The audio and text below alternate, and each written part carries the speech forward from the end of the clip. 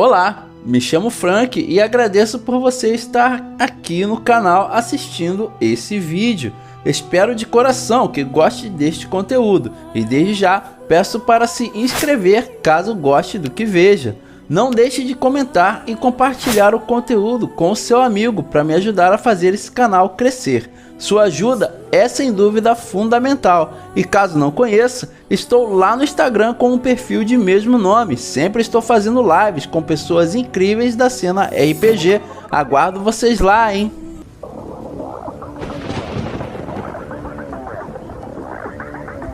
Bom, cara, mas aí é aquele negócio, é mágico, né? E assim, partindo desse mágico, indo para a próxima pauta, que é a seguinte, meu querido Templário. Qual era a maior referência para o RPG nessa época, cara? No caso, na época que você começou a jogar ali em meados de 95. Qual era a sua maior referência para você poder jogar na mesa com a galera? Na época acho que era o AD&D mesmo, cara. O D&D da Grow, né? O D&D da Grow, o pessoal passou a ter um maior conhecimento, no caso do AD&D, né? Fez uma boa introdução. E aí o pessoal começou a se interessar, acabamos por descobrir o D&D de 36º nível, e aí também havia o AD&D, que já é uma evolução, o AD&D 2ª edição, que já era uma evolução do D&D. Que já era uma evolução do Chainmail. Essa eu não sabia também. Porque também tivesse informado do que eu, apesar de jogar mais tempo relativamente. Porque o jogo ele nasceu em 74, né? O jogo. Só que ele não nasceu com o nome de D&D, Dungeons and Dragons. Ele nasceu com o nome de Chainmail. Pô, que maneiro. Que ele veio de um jogo board game, né? Onde o pessoal jogava, tinha miniatura, tinha isso aqui. Era um jogo tipo de invasão de baronato. Sim. Na época. Sim. E era muito jogado pela galera. Com então certeza. o Gygax pegou e o Arneson, vamos criar um negócio nosso, cara. Vamos fazer uma parada?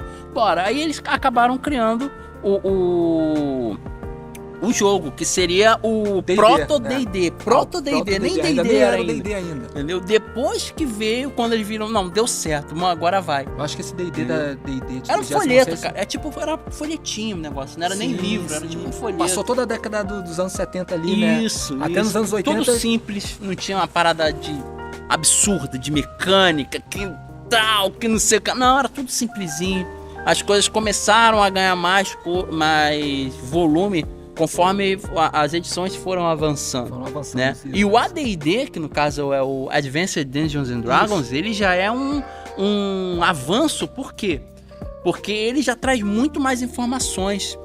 Entendeu? Já traz muito mais informações. Se eu não estou enganado, que eu tenho quase certeza que não, os Drows apareceram mais ou menos nessa época. Apareceram, e também parece que a regra do D&D 36º nível, o AD&D, ele é mais... eles simplificaram mais. Era mais cru. O negócio era um pouco mais cru, não tinha tanta mecânica, sabe? O povo se portava mais com as histórias, mais a história do povo contando ali e tal. Na verdade, eu acho que o AD&D de 36ª direção, esse D&D, se eu não me engano, precisaria dar uma olhada de novo. Mas as regras dele eram bastante complicadas. O D&D 36º nível, cara, por incrível que pareça. Ele tinha uma regra bem complicada. Engraçado, eu nunca ouvi falar nesse D&D 36º. Esse livro é uma raridade. É uma raridade. Se você for acho que no Mercado Livre, você encontra por menos de R$600, nem sei. Que isso, cara? Tô falando sério, cara. Pô, o Office Quest outro dia eu vi. O cara tava vendendo por R$300 quase. Isso não é muita novidade, porque eu já vi livro de 3.5 mais ou menos nessa faixa. E esse livro é uma raridade, esse D&D, que até o 36º nível. Então, as regras, eu me lembro que você já tinha ali se eu não me engano, um místico, um druida, com as regras bem complicadas. Aí eles melhoraram, no caso, no Advanced Dungeons and Dragons, com a regra taco. Não sei se a regra taco também já tinha no... Olha isso, regra taco. Caraca, cara, não faço ideia do que é isso. No AD&D, né? No AD&D Quem jogou o Advanced Dungeons and Dragons sabe o que é a regra taco, velocidade da arma, acho que também tinha no 36º, se eu não me engano, mas eu precisaria dar uma olhada. Mas foi melhorado. Mas a arte era impecável. A arte do AD&D, do Advanced Dungeons and Dragons, era, se comparado com o primeiro, já era pintura. Eu tenho uma trilogia lá em casa, no caso, que é esse que o pessoal tá podendo ver aí na imagem, esse é meu, cara. E isso aí foi um achado, sabe? Essa trilogia. Porque eu dei sorte, cara. Qual? Do Forgotten, tu tá falando? Do Forgotten Realms. As edições foram publicadas. Eu tenho lá em casa, cara, essa edição. E é tipo uma Raridade, edição rara, sabe? Que tem até o Dritz, né? Na então, capa. esse aí é o segundo livro, se eu não tô enganado. O primeiro é com Elminster na capa e o terceiro é com Dracolite. Sim, o grupo, né? É maravilhoso, lembro, cara. É bem legal. E ele é como se fosse como é que eu posso dizer? Não é uma mistura, mas é um preparo para o que seria lançado mais à frente, que no caso é o livro de campanha dos Reinos Esquecidos, né, de Forgotten Realms, que é muito Quando bom. veio do 3,5, né? E se eu não me engano, não, esse Forgotten, ele é 3.0, se eu não estou enganado. Ele não é 3.5. Mas ele é maravilhoso. É o melhor livro de campanha que tem, pra mim é esse, cara. Esse no caso, meu xodó. Esse no caso é quando eles publicaram o AD&D, no caso, que na capa tinha até um bárbaro. Aquele bárbaro de mão torta. Esse mesmo, cara. O bárbaro de mão quebrada. Esse mesmo, acho que o Forgotten foi publicado mais ou menos nessa mesma época. Se eu não me engano, foi a Devi que publicou.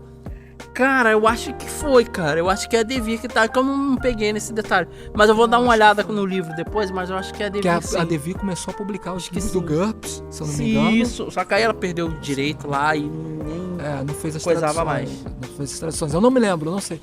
Mas então, esse D&D também que você citou também do Bárbaro da mão. Esse D&D é raro também, cara. É raríssimo. É a capa vermelha, né? Isso. Capa vermelha com o Bárbaro lá com a mão assim.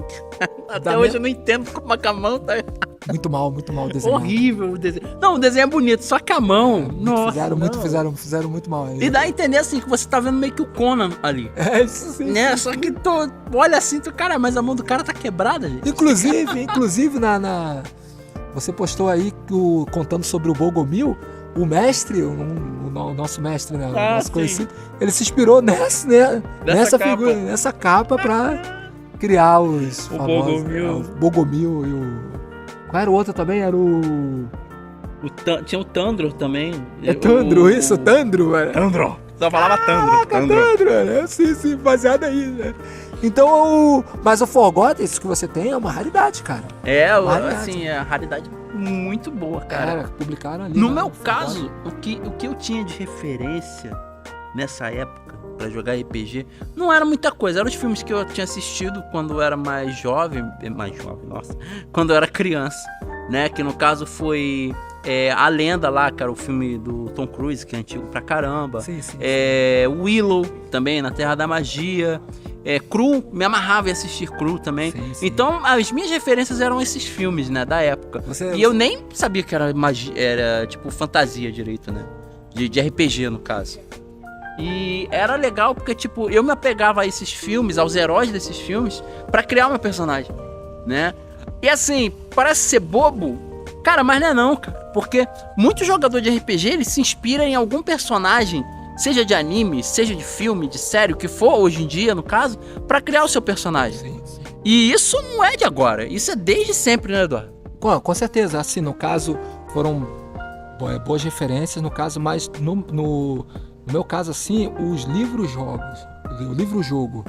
Naquela época eu não lia muito, assistia poucos filmes, no caso, mas como o Frank falou, são filmes assim que todo RPGista, né, já viu e curte. E se não viu, precisa ver. Precisa ver, né, no caso, mas eu acho que os livros, o livro-jogo, acho que foi a minha maior fonte, no caso. E o da Grow, né, que é esse de introdução também, que... Uma ótima introdução. Uma ótima introdução, que é ali que me inseriu no mundo do RPG, no caso, né. Porque assim, apesar dos filmes e tal...